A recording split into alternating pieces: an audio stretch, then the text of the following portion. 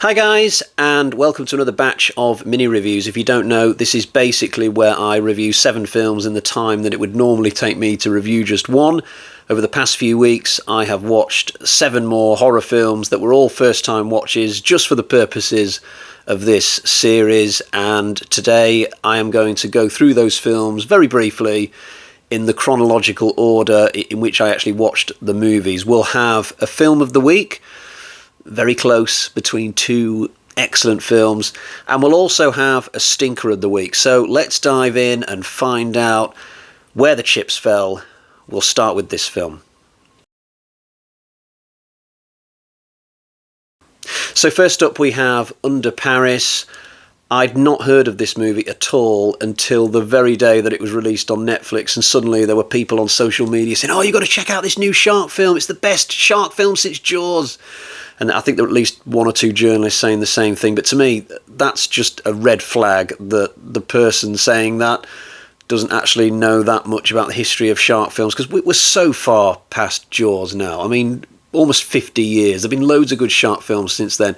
If you said, okay, it's the best shark film since Deep Blue Sea, or the best shark film since 47 Metres Down, I might take that claim a little bit more seriously. But the best shark film since 1976, that's a really big claim, because there's a lot of good shark exploitation films out there. This one just does not cut the mustard for me. In fact, it's actually my stinker of the week. I mean, it's not the stinkiest of all the stinkers I've ever included in this series. It's just highly mediocre, especially given the reputation that it seemed to briefly have over a 24-hour, 48-hour period. So there's a shark on the loose in the canals of Paris and in the sewers under the ground maybe, and there's a former swimmer tracking it and trying to, kill it, or at least get it back into the sea or something. And there's an eco-warrior group hanging around as well.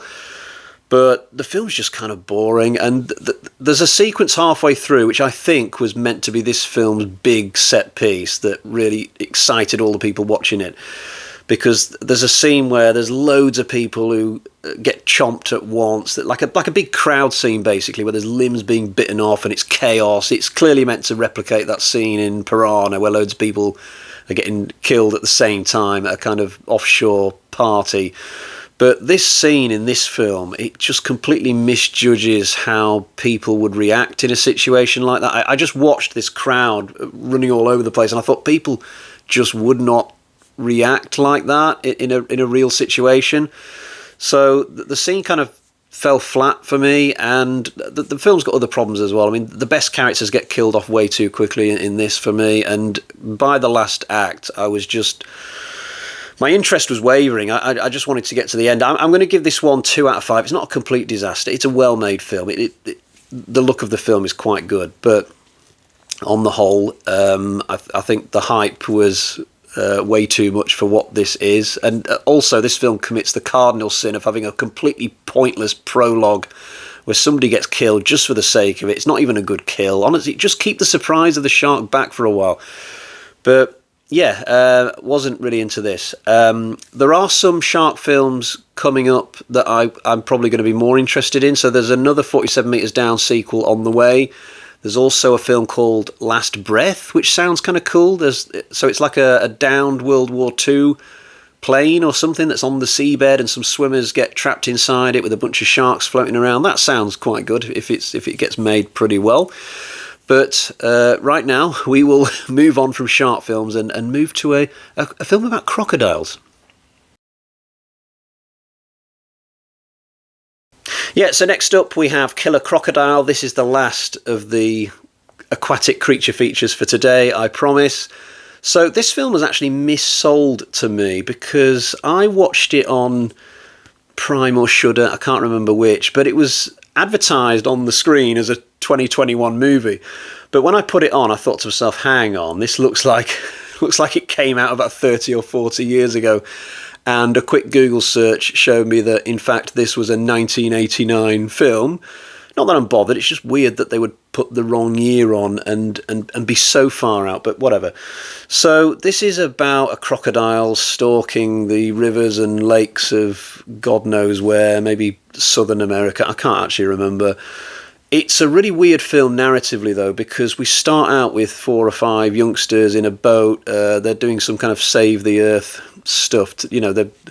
They've identified that this particular area has got chemicals in it, and then they want to do something about it, but they reckon without the attention of a local crocodile, which may or may not have been made even tougher and angrier by the influence of the chemicals in the river. Maybe that's what I picked up anyway. But as the film goes on, we kind of switch away from the main characters to other characters who suddenly turn up in the movie and yet start to dominate big patches of the movie. Like there's one massive sequence involving characters that simply weren't a factor in the first half of the movie. So it's just a bit weird how we bounce around from different characters. The film just seems to get bored of certain characters and move on to other people. And because of that, I just couldn't get into this as a story. Also, the film really tries to copy Jaws, even though this is a crocodile film. So we've got the cynical mayor who doesn't want to do anything about the crocodile problem. We've got the lone hunter who knows all about crocs and guns. And there's a few other similarities to Jaws as well, I'm sure of it. There were a few times where I was sat there going, yep, Jaws, yep, Jaws, yep, Jaws. The best thing about this film, though, is the practical effects. Because this came out at the end of the 80s, there was a heavier emphasis on doing things properly when it came to a film like this. And so they've designed this massive crocodile machine thing that they clearly had in the water. And any time somebody gets killed in this, it looks kind of cool because they've got a proper crocodile puppet and there's no CGI. When characters are inside the jaws of the crocodile, it's pretty decent. But that's about the extent of it when it comes to my positives of Killer Crocodile, I'm afraid. I'm still going to give it 3 out of 5. As a one-time watch, it was fine. It was better than Under Paris, I would say. They did make a Killer Crocodile 2, which was filmed at the same time that they were doing Killer Crocodile 1. This is all an Italian production, by the way. I think the two films are probably dubbed. The first one certainly is. But I've no real interest in checking out the second one because I presume that it's just going to be more of the same. And if I had to guess, I reckon they've probably put more of their money into the first film than the second film because that's just what you would do, right? But as a one-time watch, it was all right. So 3 out of 5. This is a slasher film about an evil Santa robot, basically. So in this story, there's this particular model of robot that's been sold to stores around America. It's not meant for general sale, this thing. I think it's meant to just be placed in a store and used as a kind of modern day mannequin during Christmas season. But the one we see in this film develops a glitch. It leaves its station and starts killing people with an axe or whatever else it can find. And that's basically all there is to this tale. But the reason I enjoyed this film was not because of the Santa robot. It was more to do with the two main characters. So we've got this man and a woman. They live nearby and they've clearly had this friendship for a long, long time, but they've never taken it any further than that. But throughout this film, you can just see them getting closer and closer. And maybe the fact that it's Christmas Eve is just making them a little bit more desperate to find love with each other, maybe. But their back and forth during this film is really well written. The script is really sharp and witty. And honestly, I just enjoyed all the scenes where these two characters were just talking to each other, regardless of the horror that was about to engulf them. The actual horror in this is a bit of a mixed bag. The kills aren't anywhere near as inventive as they should have been, really, for something like this. And there's no real sense of atmosphere to any of the stalking and the slashing. The film is kind of derivative as well. I mean, the last half an hour is basically a low-budget Terminator with a Christmas skin, but nowhere near as good. But just for those two main characters, I did find myself enjoying this, and I actually felt like I'd just love to live in this town and hang out with these guys as long as there were no killer Santas running around. This one's pretty good. It's not the film of the week, but it's the best one we've had in this video so far today. I'm going to give it 3.5 out of 5. Next up, we have Backcountry. This film has an even simpler plot than the previous one. So we've got a young couple going camping in the woods. They run into a bear, and for the rest of the movie, the bear is chasing this couple, and can they survive? That's essentially it. So if you wanted a film about a killer bear, I've got you covered right here. There was that more recent film about a killer bear called Cocaine Bear, which I've not seen, but apparently it's a black comedy, which is probably the biggest reason why I've not yet checked it out. Going back a lot further, there was a film about a killer bear with Anthony Hopkins in it. I can't remember if it was in the noughties or maybe even the 90s. Maybe it's that far back now. That was a really good film. Better than Backcountry, albeit the Hopkins one probably had a much bigger budget. But this film right here, it's just a little bit bland. The most notable thing about it for me is that it's got Missy Peregrine in it. She plays the main final girl. This is a really good actress. She used to be in a TV show called The Rookie, which I really enjoyed that show. And more recently, she's done a TV show called FBI, which I've always meant to check out and I've just never gotten around to it. She usually does TV. This is the first time I've ever seen her in a movie, actually. But she just adds a little bit of class to this film because, for the most part, it's a pretty mundane affair. The direction is really bland as well. Like, so many close-up shots and juddery shots when people are running, and I never really got a proper sense of the outdoors with this.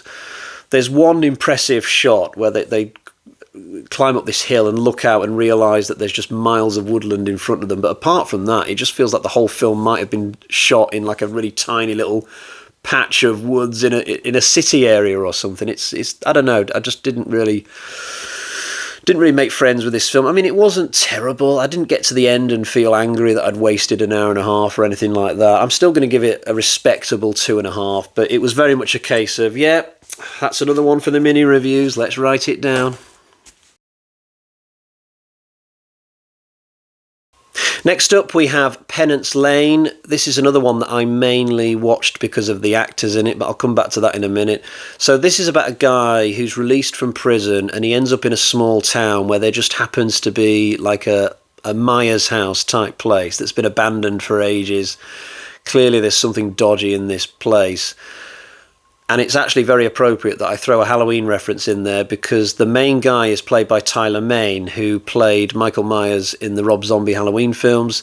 The main girl in this is played by Scout Taylor Compton, who was Laurie in the Rob Zombie Halloween films. So lots of Halloween alumni in this. And I just wish it was a better film for these actors to be in because, in all honesty, I was kind of bored throughout a lot of this. You won't know what the main horror is for a long time unless you spoil it for yourself beforehand. But when the horror does come, it's kind of a combination of The People Under the Stairs and Mad Max 2. And I'm very nervous about describing it in that way because I've probably just really made you want to see the movie now. But I don't know, you can if you want. But this was extremely underwhelming. I'm going to give it 2 out of 5, which is the same score that I gave Under Paris. And if I'm honest with myself, I might have just given the Stinker Award to Under Paris because I didn't want to give it to Scout Taylor Compton and Tyler Mane. I like those guys, you know.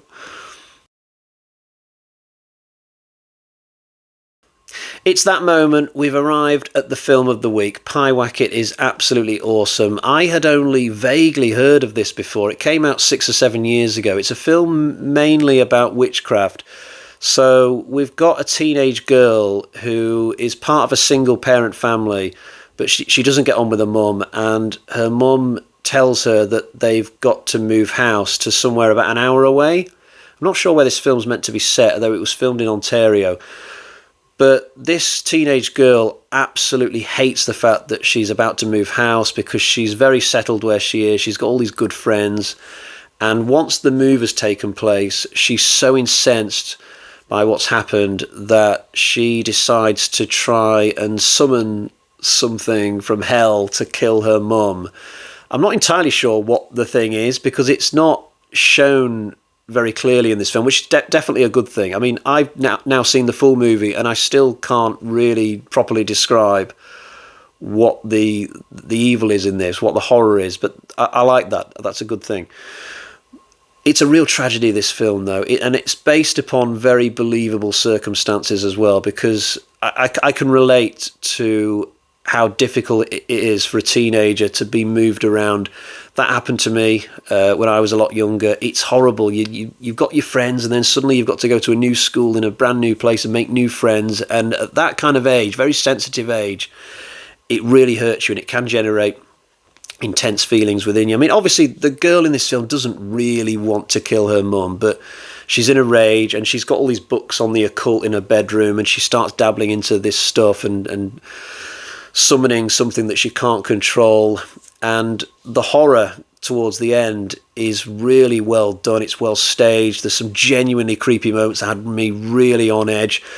And the bizarre thing about all this is that the guy who directed this film is the same guy who directed Backcountry. And if you remember, I was criticising the direction of that film. I didn't watch Piewacket because it had the same director as Backcountry. That's a complete coincidence. After I'd watched Piewacket, I was reading about the film online, looking at the wiki page and stuff, and I thought, hang on, that name looks familiar, and I'd realised it was the same director who did Backcountry. But wow, what an improvement. I think Backcountry was maybe 2014, Piewacket was maybe 2017, but the difference between the two films in terms of how they look and how they've been directed is just something else. But it just shows you how directors can improve with experience, and from film to film they can just keep getting better, because the difference between these two films is just like night and day. But Piewacket is extremely good. It works as a drama film, it works as a horror film. I'm going to give it 4.5 out of 5. I really enjoyed this one, and I'll probably end up adding this one to my collection. Finally today we have Underground. I didn't expect this film to be good because I was on something of a roll coming into this one. So I'd seen Piewacket before this. Before that I'd seen We're All Going to the World's Fair, which I did a full-length review for, which is why I didn't include it in this video. So I thought to myself, surely it's not going to end up being 3 really good brand new watches in a row. Well, it did turn out that way, because Underground is extremely good. It's about a group of 20-something women who are all on a night out. It's like a hen do, because one of them's getting married. This film takes place on the island of Guernsey. Now, if you don't know, Guernsey is just south of the United Kingdom. I don't know much about it, to be honest. I think the population is roughly that of like a large town or a small city. But beyond that, I don't have much knowledge here. I've certainly not seen any films that that take place on Guernsey before, so this was something new. So these girls, they go on this night out, but on the way home, they're stumbling through the streets in the dark, and one of them, they cross a field to take a kind of shortcut, and one of them falls through a hole into a tunnel and hurts their leg. So the rest of them go down this ladder to help the woman. Up above, somebody puts something over the cover so they can't get out, and they're trapped underground. There's all these industrial type tunnels leading in all directions. There's an abandoned museum somewhere quite close under the ground as well, bizarrely. So on we go from there. I'm not going to spoil what the horror is. Obviously there's someone or something dangerous lurking down in this place, but the movie is extremely exciting. I enjoyed it from first to last.